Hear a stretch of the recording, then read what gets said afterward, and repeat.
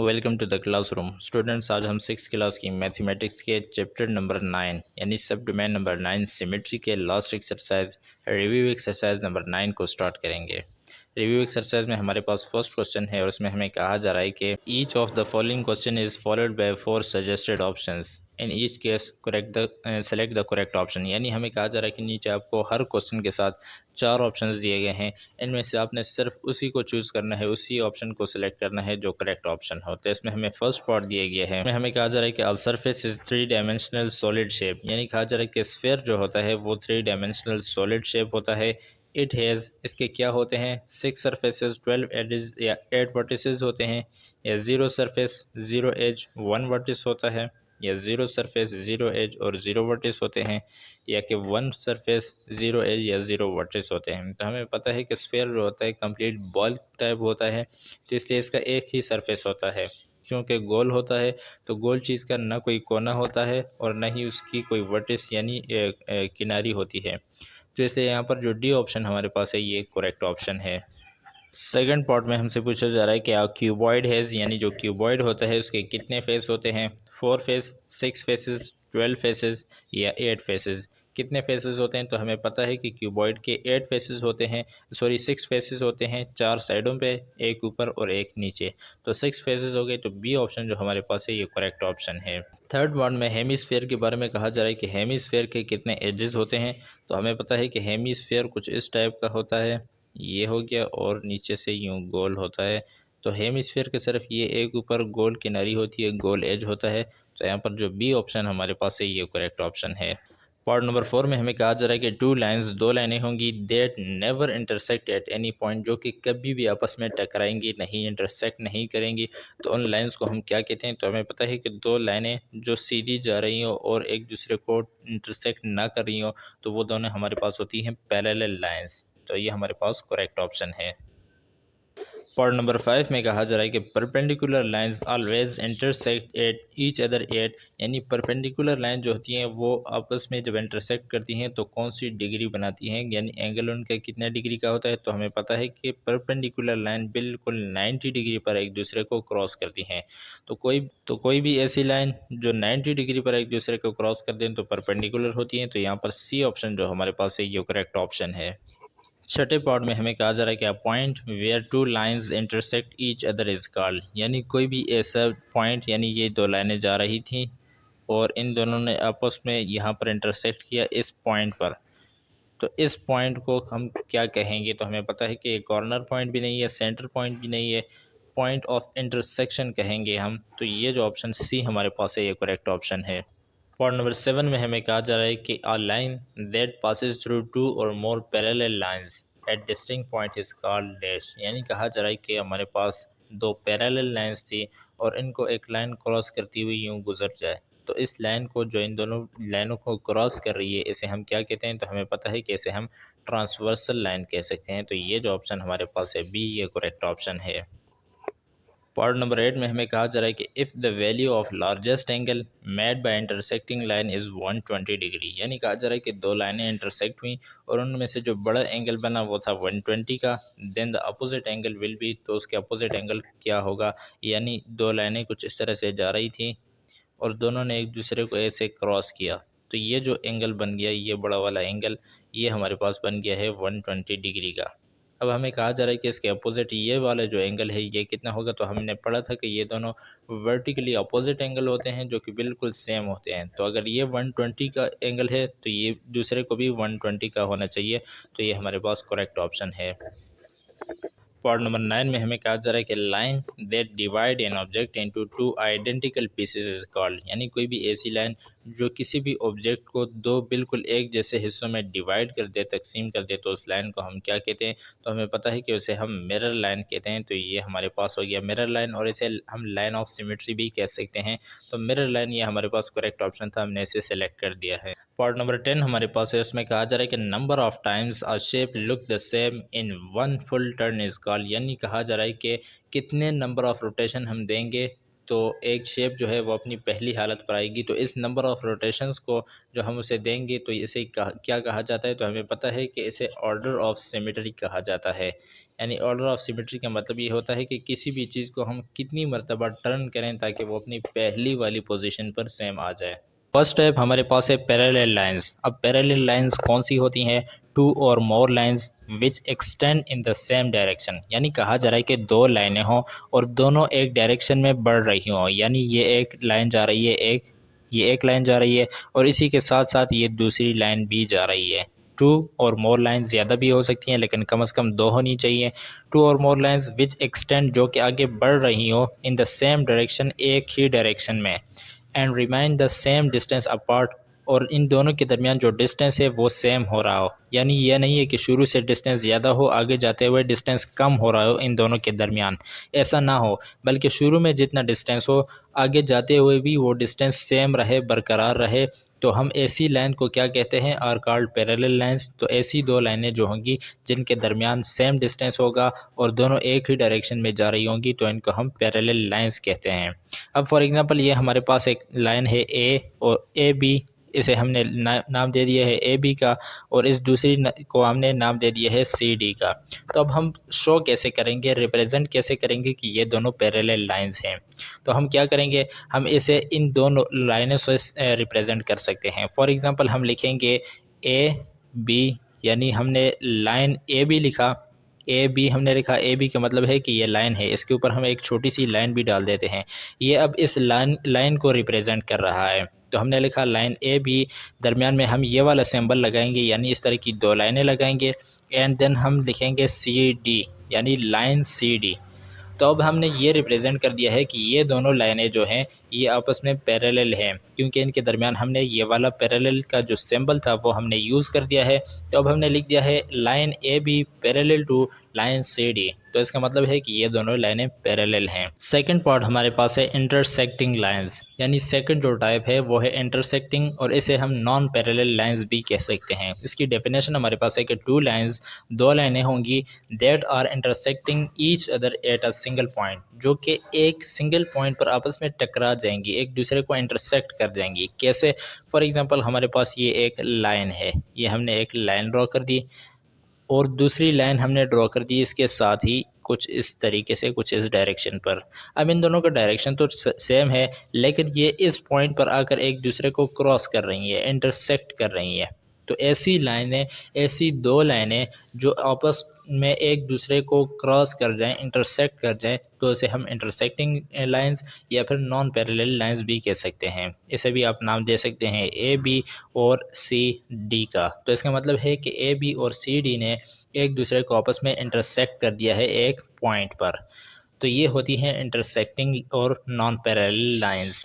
Third type हमारे पास है परपेंडिकुलर लाइंस। अब परपेंडिकुलर लाइंस कौन सी होती हैं? टू और मोर लाइंस, ये भी दो या दो से ज़्यादा लाइनें होंगी, दैट मीट और intersect at each other eight right angle 90 degree, जो कि एक दूसरे को क्रॉस कर रही होंगी 90 डिग्री पर, तो वो होंगी हमारे पास परपेंडिकुलर लाइंस। फॉर एग्जांपल यहाँ पर हम एक एग्जांपल भी ड्रॉ कर लेते हैं।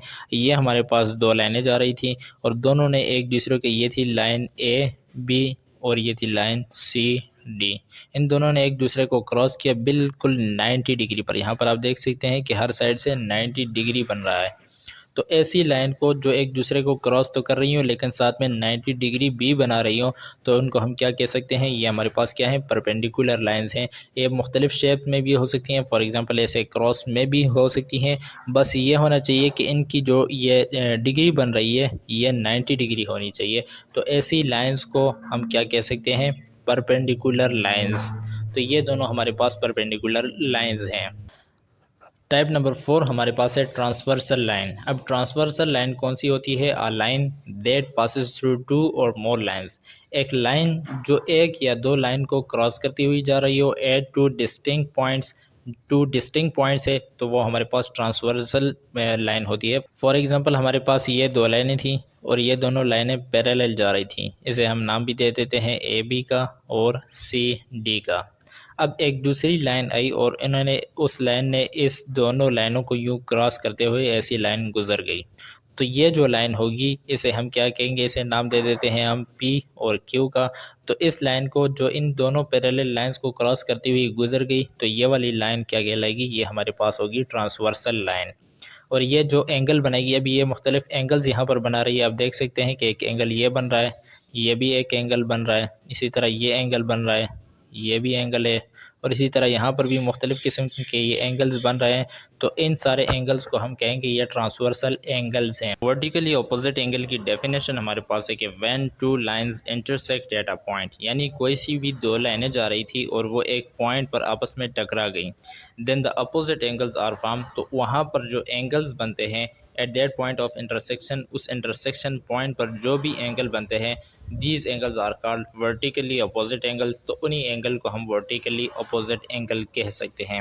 फॉर एग्जांपल, यहाँ पर मैं एक दो लाइनें ड्रॉ कर देता हूँ, ये लाइन जा रही है और इन दोनों लाइनों ने इस पॉइंट पर एक दूसरे को इंटरसेक्ट किया। अब यहाँ पर कुछ एंगल्स बन गए हैं, यहाँ पर आप देख सकते हैं एक ये एंगल बन रहा है, इसे हम ए का नाम दे देते हैं, और एक यहाँ पर एंगल बन रहा है, इसे हम बी का नाम दे देते हैं।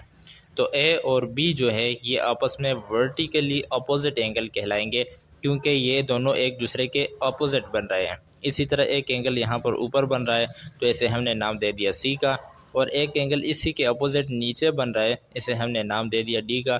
तो सी और डी ये आपस में वर्टिकली अपोजिट एंगल्स हैं।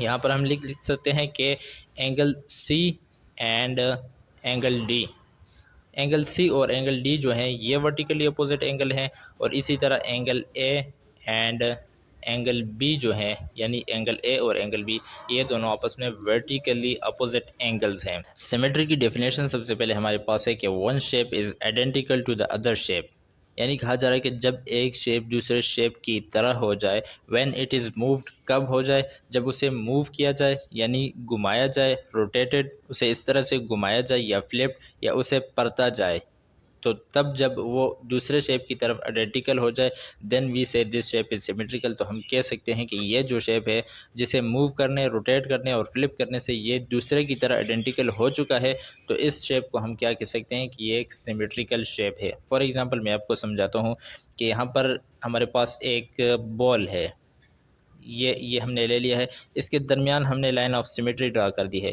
तो आप देख सकते हैं कि ये दोनों साइडों पर बिल्कुल एक जैसे, यानी लाइन के इस साइड पर जैसे गोल हमें दिख रहा है, इसी तरह लाइन के लेफ़्ट साइड पर भी हमें इसी तरह दिख रहा है। तो ये जो है ये हमारे पास क्या है, सिमेट्रिकल ऑब्जेक्ट है। इसी तरह रोटेट करने से जो होता है वो यहाँ पर मैं आपको समझा देता हूँ कि ये हमारे पास एक रेक्टेंगल है।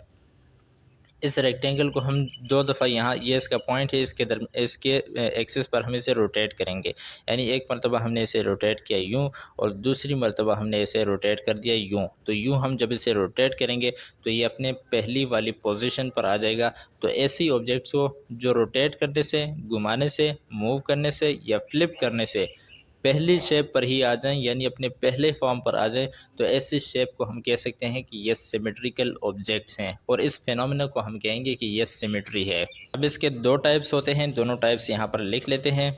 फर्स्ट हमारे पास होता है रिफ्लेक्टिव सिमेट्री और दूसरा हमारे पास है rotational symmetry. Reflective symmetry, if a shape or pattern is reflected in a mirror line or line of symmetry, यानी कहा जा रहा है कि जब भी कोई शेप या कोई पैटर्न रिफ्लेक्ट कर जाए मिरर लाइन पर या लाइन ऑफ सिमेट्री पर, ये दोनों एक चीज़ है, मिरर लाइन या मिरर लाइन ऑफ सिमेट्री दोनों एक चीज़ के दो नाम हैं। तो जब कोई लाइन ऑफ सिमेट्री पर कोई चीज़ रिफ्लेक्ट कर जाए, कोई शेप, कोई पैटर्न रिफ्लेक्ट कर जाए, this type of symmetry is called reflective symmetry. तो ऐसे हम रिफ्लेक्टिव सिमेट्री कहते हैं। अब रिफ्लेक्शन का क्या मतलब है कि उसका अक्स बन जाए। फॉर एग्जांपल, यहाँ पर हमने एक वही वाला एग्जांपल हम अगेन से ड्रॉ कर लेते हैं। ये मैंने एक सेमी सर्कल बनाया है, तो ये मैंने लग दी है लाइन ऑफ सिमेट्री, या जिसे मिरर लाइन आप कह सकते हैं। तो ये रिफ्लेक्ट कर गया, यानी इसका अक्स इस साइड पर भी बन गया है, तो इसका अक्स कुछ यूँ इस साइड पर भी बन गया है। तो इस टाइप की सिमेट्री को, जिसमें एक लाइन के पार उसका अक्स बन जाए, यानी लाइन के इस तरफ जो चीज़ बनी हुई है लाइन के उस तरफ भी सेम वही चीज़ बनी हो, तो ऐसी सिमेट्री को हम कह सकते हैं कि यह रिफ्लेक्टिव सिमेट्री है। और इसमें इस लाइन को, ये जो लाइन है जो रिफ्लेक्शन हमें देती है, इसे हम मिरर लाइन भी कह सकते हैं। यहाँ पर मैं लिख देता हूँ मिरर लाइन, या फिर इसे लाइन ऑफ सिमेट्री आप कह सकते हैं। यहाँ पर दोनों नाम इसके हैं, line of symmetry. Rotational symmetry की डेफिनेशन है कि if a shape rotated about a point, यानी अगर हम एक शेप को एक ही पॉइंट के अगेंस्ट उसे रोटेट करें टू अनदर पोजीशन, दूसरी पोजीशन की तरफ, and still looks the same, और वो अभी तक सेम नज़र आए, then the shape has rotational symmetry, तो उस शेप में जो है रोटेशनल सिमेट्री होती है। फॉर एग्जांपल यहाँ पर हम एग्जांपल लेंगे एक ट्रायंगल का। तो ये था हमारे पास एक ट्रायंगल। अब यहाँ पर आप देख सकते हैं कि इसे हम एक मरतबा रोटेट करेंगे, यानी सबसे पहले हम ये जो पॉइंट है इस पॉइंट को ले लेते हैं। ये पॉइंट है तो इसे हमने एक मरतबा रोटेट किया यूँ, तो ये इस पोजीशन में आ जाएगा। इस पोजीशन में आ गया है कि पॉइंट इसका यहाँ पर आ गया है। एक मरतबा रोटेट करने से इसका पॉइंट यहाँ पर आ गया है, पहले टॉप पर था अब साइड पर आ गया है। दूसरी मरतबा हम रोटेट करेंगे तो इसका पॉइंट यहाँ पर आ जाएगा, यानी ये कुछ इस पोजीशन में बन जाएगा। ये आ गया है इसके दूसरा पॉइंट। अब हम इसे रोटेट करेंगे, यहाँ से यूँ रोटेट करेंगे तो ये हमारे पास पहली वाली पोजीशन में चला जाएगा, यानी इसका जो पॉइंट था वो अगेन टॉप पर आ गया है। तो इस वाले शेप को हमने कितने मरतबा रोटेट किया, यहाँ पर हमने फर्स्ट मरतबा ये रोटेशन थी इसकी, ये दूसरी मरतबा इसकी रोटेशन थी, और ये थी तीसरी मरतबा इसकी रोटेशन। तो 3 मरतबा रोटेट करने से ये हमारे पास फर्स्ट पोजीशन पर आ गया है। तो कोई भी ऐसी ऑब्जेक्ट या ऐसा शेप जिसे हम रोटेट करें तो वो पहले वाली पोजीशन पर आ जाए, तो ऐसे ऑब्जेक्ट को, इस फिनोमेना को हम कहते हैं कि ये क्या है, ये रोटेशनल सिमेट्री है। इसी एक्सरसाइज का हमें थर्ड क्वेश्चन दिया गया है और इसमें कहा जा रहा है कि differentiate between 2D and 3D shapes, यानी 2 डायमेंशनल और 3 डायमेंशनल के दरमियान हमने डिफरेंशिएट करना है, and give one example for each one, और हर एक के लिए हमने एक एग्जांपल भी देना है। तो सबसे पहले 2D से स्टार्ट करते हैं। तो 2 डायमेंशनल की हमारे पास डेफिनेशन है कि these figures have no thickness, यानी इनकी थिकनेस नहीं होती। थिकनेस का मतलब है कि इनकी हाइट नहीं होती। तो ये जो 2 डायमेंशनल ऑब्जेक्ट्स होते हैं या शेप्स होते हैं, इनकी थिकनेस नहीं होती, but they have width and height, लेकिन इनकी विड्थ और हाइट होती है। फॉर एग्जांपल यहाँ पर हम एक एग्जांपल भी लिखेंगे। हमने यहाँ पर एग्जांपल के तौर पर एक ले लिया है स्क्वायर। तो स्क्वायर आप देख सकते हैं कि स्क्वायर के दोनों साइड्स बिल्कुल इक्वल होते हैं। तो यहाँ से कुछ हमने एक स्क्वायर बना दिया है। इसकी आप देख सकते हैं कि यहाँ से लेकर यहाँ तक ये हो गई इसकी लेंथ।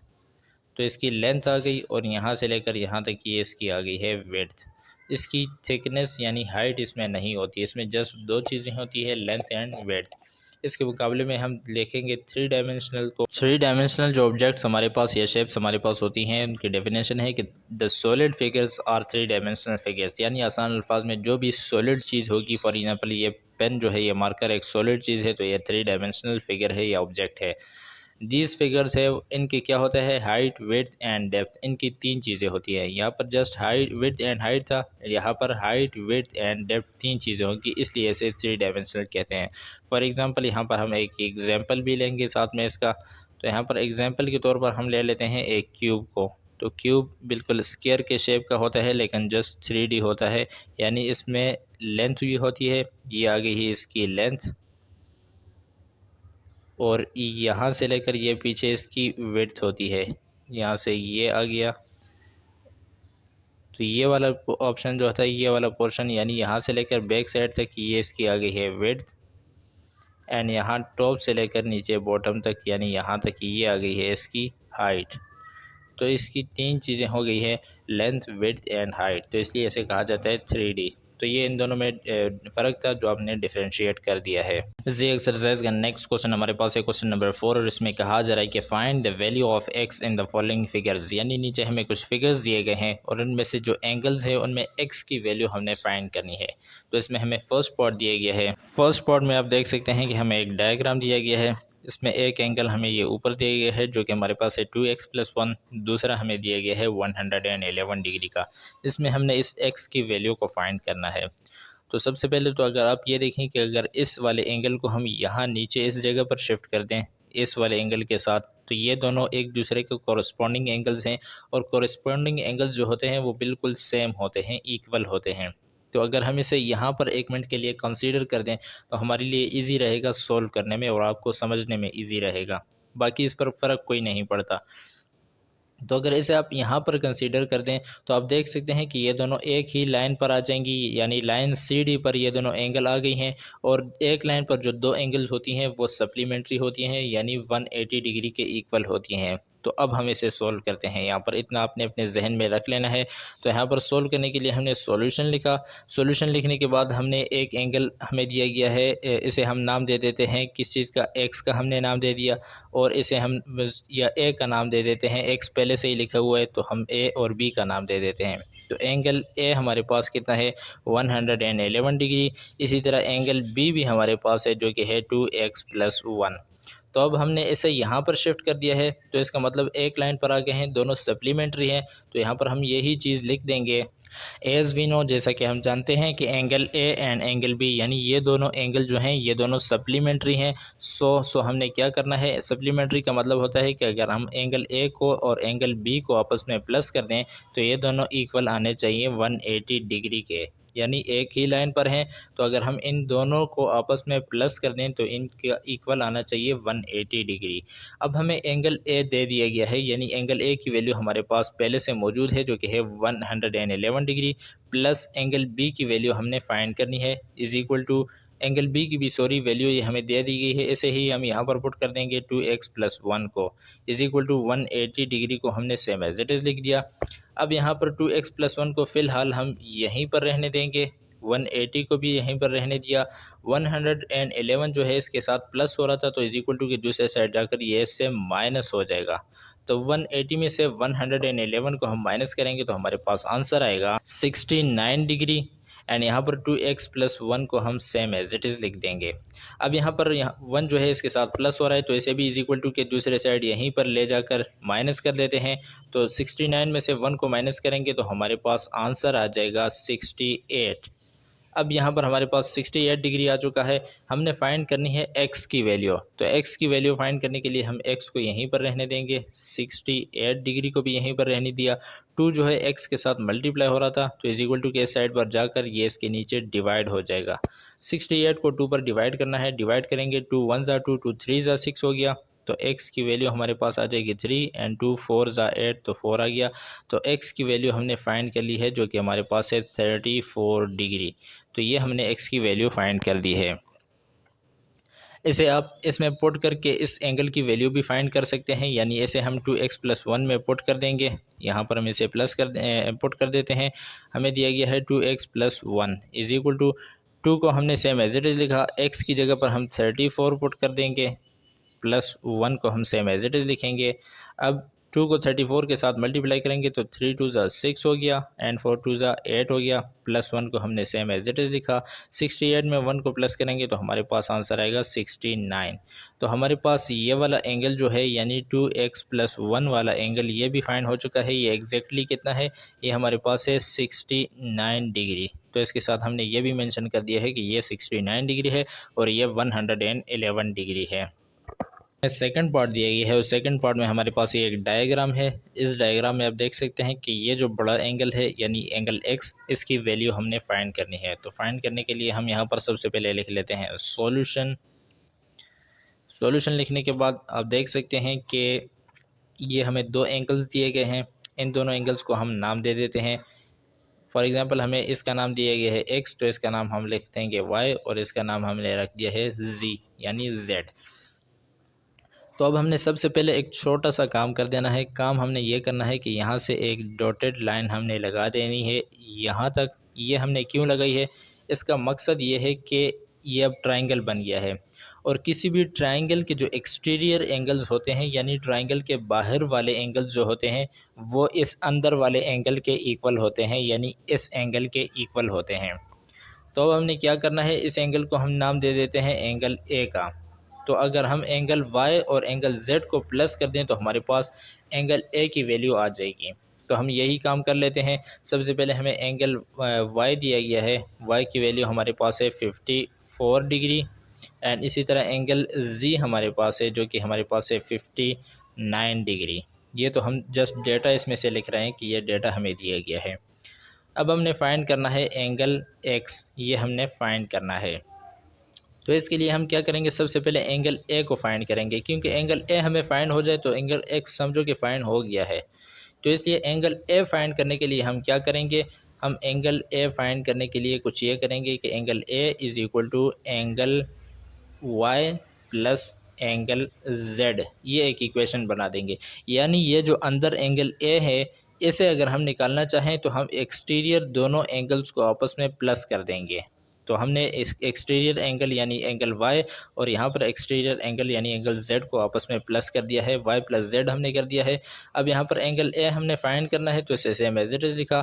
एंगल Y और Z की वैल्यूज़ को लिखेंगे। एंगल Y की वैल्यू हमें दी गई है 54 डिग्री प्लस एंगल Z की वैल्यू हमें दी गई है 59 डिग्री। अब एंगल ए को सेम एज इट इज़ लिखा। 54 प्लस 59 करेंगे तो हमारे पास आंसर आएगा। 9 प्लस 4 करेंगे तो हमारे पास आंसर आएगा 13। 13 में 3 आया, 1 ऊपर कैरी गया, 5 5 10 हो गया, प्लस 1 11 हो गया। तो 113 डिग्री ये हमारे पास एंगल ए की वैल्यू फाइंड हो चुकी है। अब एंगल ए की वैल्यू फाइंड हो चुकी है, एक्स की हमने फाइंड करनी है। तो हमें पता है कि कोई भी जो सर्कल होता है, सर्कल की जो कंप्लीट डिग्री होती है यानी इसकी जो वैल्यू होती है वो हमारे पास होती है 360 डिग्री। ये कैसे होती है इसे मैं आपको थोड़ा सा समझाऊंगा ताकि आपके जहन में बैठ जाए। 90 डिग्री का तो आपको पता है, चलो 90 डिग्री से स्टार्ट कर लेते हैं। यानी इस तरह के हमने एक परपेंडिकुलर लाइंस दो ड्रॉ की हैं, यहाँ से लेकर यहाँ तक ये आपको पता है कि ये होता है 90 डिग्री। एंड यहाँ से लेकर यहाँ तक ये भी होता है हमारे पास 90 डिग्री। फिर यहाँ से लेकर यहाँ तक ये भी हमारे पास होता है 90 डिग्री। एंड लास्ट में यहाँ से लेकर यहाँ तक ये हमारे पास कितना हो जाता है, ये भी होता है 90 डिग्री। तो अब अगर 90 90 इन दोनों को प्लस करें तो ये हमारे पास आ जाता है 180। 180 ऊपर वाली साइड पर आ गया और 180 नीचे वाली साइड पर आ गया। दोनों को अगर आप प्लस करेंगे तो हमारे पास आ जाएगा 360 डिग्री। तो इसलिए आपको समझ लेना चाहिए कि एक सर्कल के अंदर जितने भी एंगल्स होते हैं वो 360 डिग्री के होते हैं। तो अब हमने फाइंड करना है एक्स की वैल्यू। यहाँ पर भी आप देख सकते हैं कि एक कंप्लीट सर्कल बन रहा है। तो अगर हमने एक्स की वैल्यू फाइंड करनी है तो हम यहाँ पर एक इक्वेशन लिखेंगे कि angle X plus angle A is equal to 360 degree. यानी इन दोनों को अगर हम प्लस कर दें तो ये कंप्लीट सर्कल बन जाएगा, और अगर कंप्लीट सर्कल बनेगा तो ये 360 के इक्वल आएगा। अब इसमें हमने x की वैल्यू फाइंड करनी है, तो एंगल x को सेम एज इट इज़ लिखा। a की वैल्यू हमने फाइंड कर ली है अभी जो कि हमारे पास कितनी है, हमारे पास है 113 डिग्री। तो इसकी जगह पर 113 डिग्री लिखा इज इक्वल टू 360 को सेम एज इट इज़ लिखा। एंगल x को फाइंड करना है तो इसे यहाँ पर सेम एज इट इज़ लिखा। 113 डिग्री यहाँ पर प्लस हो रहा है तो इज इक्वल टू के इस साइड पर जाकर 360 डिग्री के साथ ये माइनस हो जाएगा। यानी यहाँ पर आकर ये 113 माइनस हो गया। 360 में 113 को माइनस करेंगे तो हमारे पास आंसर आएगा 247 डिग्री। तो एंगल एक्स भी हमारे पास फाइंड हो चुका है, जो कि हमारे पास कितना है 247 डिग्री। इसे आप यहाँ पर अपडेट करके लिख भी दें कि 247 डिग्री से हमने फाइंड कर दिया है। इसी एक्सरसाइज का नेक्स्ट एंड लास्ट क्वेश्चन हमारे पास है क्वेश्चन नंबर 5, और इसमें कहा जा रहा है कि in each of the following question copy the grid and the object P. यानी कहा जा रहा है कि नीचे आपको कुछ क्वेश्चंस दिए गए हैं जिनमें ग्रिड दिया गया है यानी जाल दिया गया है, एंड एक ऑब्जेक्ट उसमें बनाया गया है जिसे उन्होंने पी का नाम दिया है। Draw the image Q. अब हमें कहा जा रहा है कि हमने तो आपको पी ऑब्जेक्ट दे दिया है, लेकिन आपने क्यू ड्रॉ करना है। कब ड्रॉ करना है, when the object is rotated by the angle stated. यानी नीचे उसके एंगल्स हमें बताए गए हैं कि इसको इतने एंगल डिग्री पर आपने रोटेट करना है, एंड देन जिस पोजीशन पर ये आएगा उसको आपने इमेज क्यू का नाम देकर ड्रॉ कर देना है। अब हम इसे सोल्व करते हैं तो इसमें हमें फर्स्ट पार्ट दिया गया है। अब हम इसे सॉल्व करते हैं तो इसमें हमें फर्स्ट पार्ट दिया गया है, और फर्स्ट पार्ट में आप देख सकते हैं कि एक ग्रिड हमें दिया गया है जिसके अंदर हमें ट्रायंगल दे दिया गया है, और इसके नीचे अगर आप देखें तो लिखा हुआ है कि rotation by 90 degree clockwise about O. यानी हमें कहा जा रहा है कि इसे आपने 90 डिग्री क्लॉकवाइज पर रोटेट करना है। अब क्लॉकवाइज क्या होता है यहाँ पर मैं आपको समझा देता हूँ कि घड़ी जिस सिमत में चलती है, यानी क्लॉक जो होती है वो इस सिमत में चलती है, यानी यूँ राइट से लेफ़्ट की तरफ यूँ मूव होती है। तो इस डायरेक्शन को हम कहते हैं कि ये कौन सा है, ये हमारे पास है क्लॉकवाइज। तो क्लॉकवाइज डायरेक्शन है। इसी तरह एक हमारे पास होता है एंटी क्लॉकवाइज जो इसके अपोजिट चलती हो, तो इसे हम कह सकते हैं कि ये एंटी क्लॉकवाइज है। तो क्लॉकवाइज को भी आपने समझ लिया, एंटी क्लॉकवाइज को भी समझ लिया। क्लॉकवाइज का मतलब होता है कि इसे क्लॉकवाइज डायरेक्शन में रोटेट करेंगे, और एंटी का मतलब होता है कि इसे क्लॉकवाइज के अपोजिट डायरेक्शन में हम रोटेट करेंगे। तो अब हमें क्वेश्चन नंबर 1 में कहा जा रहा है कि इसे आपने रोटेट करना है क्लॉकवाइज डायरेक्शन पर 90 डिग्री। तो 90 डिग्री क्लॉकवाइज जब हम इसे रोटेट करेंगे तो हमारे पास ये ऑप्शन, ये पोजीशन इसकी बन जाएगी। तो आपने ये अपने कॉपीज़ पर ड्रा कर देना है। इसी क्वेश्चन का हमें सेकंड पार्ट दिया गया है, और इसमें आप देख सकते हैं कि एक ट्रेपेजियम हमें दिया गया है, और ट्रेपेजियम के नीचे है लिखा हुआ है कि rotation bye 180 degree about O, यानी इसे हमने रोटेट करना है 180 डिग्री पर। तो 180 डिग्री पर जब हम इसे रोटेट कर देंगे तो ये इस पोजीशन पर आ जाएगा, इसे अपने नोट कर देना है। इसी तरह नेक्स्ट हमारे पास एक शेप दी गई है, और इस पर भी हमें कहा जा रहा है कि रोटेशन बाय 180 डिग्री। तो ऐसे भी 180 डिग्री पर हम रोटेट करेंगे तो हमारे पास ये पोजीशन इसकी बन जाएगी। यानी 180 डिग्री का मतलब होता है कि 90 + 90, एक मरतबा हम 90 डिग्री से रोटेट करेंगे, दोबारा 90 डिग्री रोटेट करेंगे तो ये 180 डिग्री पर हमारी इसकी ये पोजीशन बन जाएगी। नेक्स्ट हमारे पास अगेन एक ट्रायंगल दे दिया गया है ग्रिड के अंदर, तो इसे भी हमने 180 डिग्री पर रोटेट करना है। 180 डिग्री पर हमने इसे रोटेट किया तो इसकी ये पोजीशन बन गई है। इसे अपने कॉपीज़ पर ड्रॉ कर देना है। नेक्स्ट हमारे पास एक ऑब्जेक्ट दिया गया है, और इसे में भी कहा जा रहा है कि रोटेशन बाय 180 डिग्री, इसे भी हमने 180 डिग्री पर ही रोटेट करना है। तो 180 डिग्री पर हमने इसे रोटेट किया तो हमारे पास ये पोजीशन आ गई। इसे आपने ड्रॉ कर देना है अपनी कॉपीज़ पर। नेक्स्ट एंड लास्ट पार्ट जो हमारे पास दिया गया है, इसमें आप देख सकते हैं कि हमें एक रैंडम ऑब्जेक्ट दे दिया गया है।